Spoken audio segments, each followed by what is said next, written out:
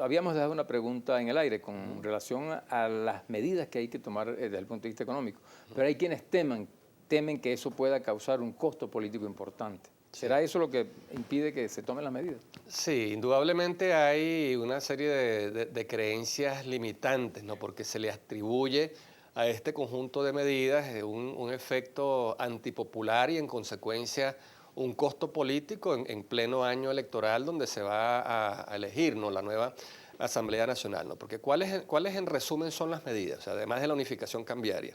La otra sería sincerar el precio de la gasolina y se dice entonces que esa es una medida antipopular que no se puede tomar en un año electoral, pero resulta que lo realmente antipopular es mantener un subsidio que para nada beneficia a las personas que no tienen carro, que nunca van a una estación de servicio. Eso sería en el caso de la gasolina, pues, ¿no? El caso de la gasolina, que es una medida, pero fíjate, esas dos medidas, unificar la tasa de cambio y sincerar el precio de la gasolina, sanearía las finanzas de PDVSA y evitaría esta necesidad, ¿no?, que ha tenido PDVSA de tener que endeudarse con el Banco Central de Venezuela, y al resolver el problema de déficit de PDVSA, le estás quitando entonces la presión al Banco Central para que haga esas emisiones de dinero sin respaldo, que son las que están propagando y atizando la inflación. Entonces, estas medidas, lejos de tener un costo político, tendrían más bien una enorme rentabilidad política, porque abatirían uno de los principales problemas que está afectando a la mayoría de los venezolanos, a la mayoría de los electores, que es la inflación.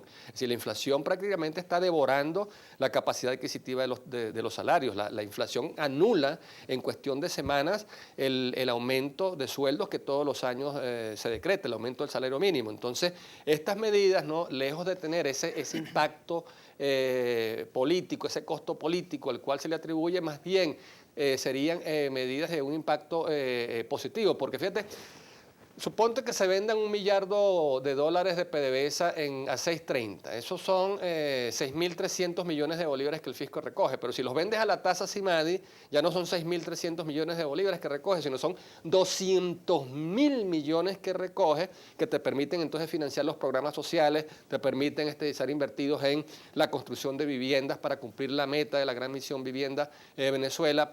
Si sinceras el precio de la gasolina, cubre los costos de producción, le alivias las pérdidas que está teniendo PDVSA, y las ganancias las puedes destinar a modernizar y ampliar el sistema de transporte público en todo el país, dando incluso el pasaje a mitad de precio de lo que está ahora. Entonces, son medidas que más bien tendrían un efecto positivo, y de allí entonces el planteamiento que hago, que son creencias limitantes, son tabúes, son mitos, supersticiones, las que impiden que estas medidas se tomen. Víctor, hay una situación ahorita puntual, porque es el problema de la inflación, pues el costo de la vida. ¿Cómo vincular, pues, el bolívar a la inflación que en este momento está? ¿Habría que dolarizar la economía? Mira, no creo, ¿no? Nosotros estamos muy lejos todavía de esas condiciones que hacen inevitable la dolarización, aunque en la práctica, ¿no?, veamos cómo ha habido un creciente proceso de dolarización, ¿no?, sobre todo en algunos mercados como el inmobiliario, el mercado automotriz, los mercados de aquellos bienes, de aquellos productos que tienen un altísimo componente importado, donde la gente que los va a vender o las empresas que lo van a vender fijan su precio en dólares, y entonces por esa vía ya despojan al bolívar de una de las funciones principales que tiene una moneda, que es la de unidad de cuenta o la de medida de valor. Los precios se están fijando entonces en dólares y no en bolívares, pero es que además de eso... Bueno, por eso es la pregunta, ¿no? O sea, una persona que va, una ama de casa que va al supermercado, bueno, ve cómo los precios se han elevado de manera escandalosa, y ya ese ingreso que tiene no le permite, es decir, tener el acceso a los bienes que antes tenía. Por eso, entonces, ¿cómo equiparar, pues,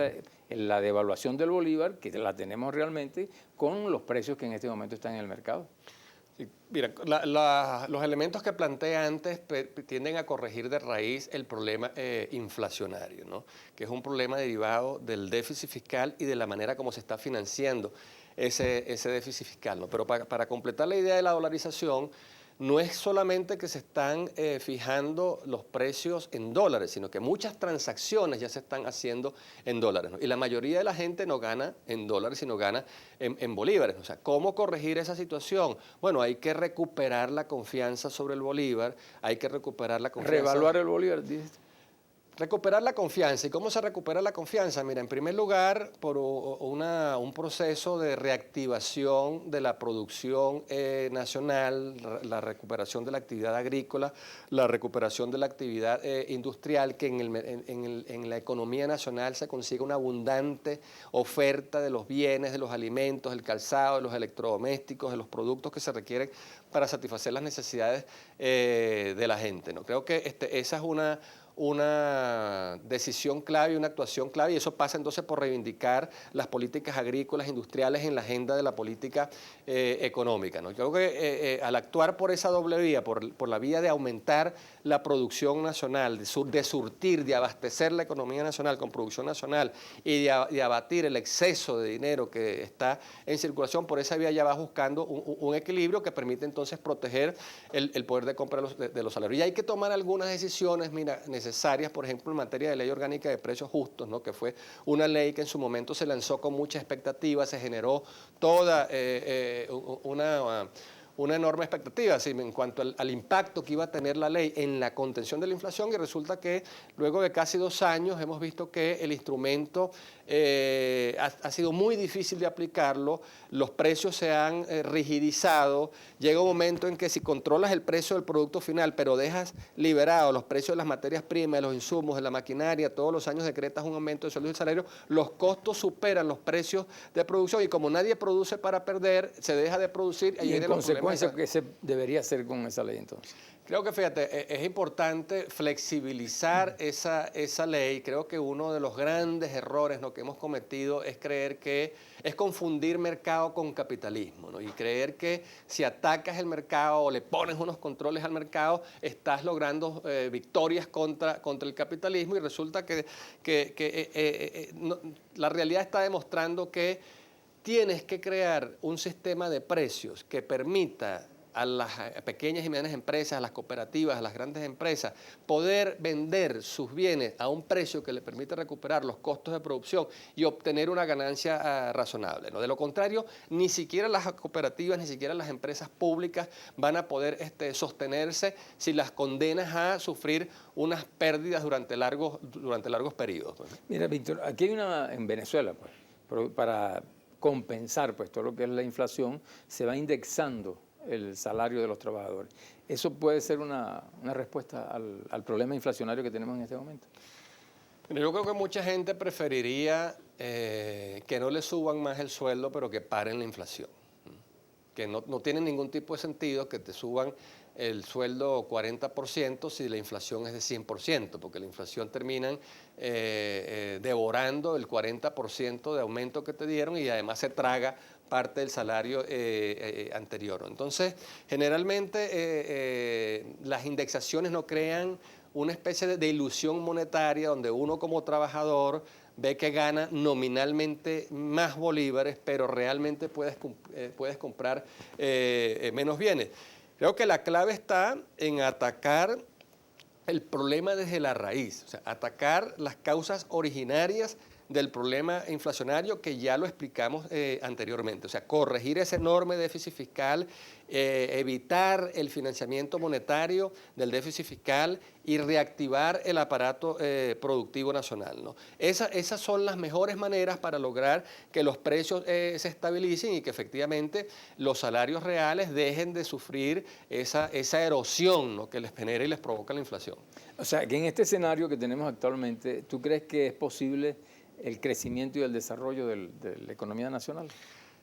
Mira, sí lo creo, porque si bien la situación luce tremendamente difícil y apretada, ¿no?, porque los problemas de caída de la producción, de desabastecimiento, de escasez, de acaparamiento y de especulación se han agravado, las medidas que se pueden implementar están al alcance de la mano, y son medidas que, lejos de tener un impacto antipopular, lejos de suponer reducción del gasto público, reducción de las nóminas, privatización de empresas públicas o reducción de pensiones, de jubilaciones, no, son medidas que están al alcance de la mano, que generarían un importante volumen de recursos recursos para el fisco, para el Estado, para el gobierno, que son los que se requieren para mantener los programas sociales. O sea, son medidas al alcance de la mano y sobre todo de un impacto popular muy importante. Sí, Víctor, vamos a un corte, pero nos respondes luego con relación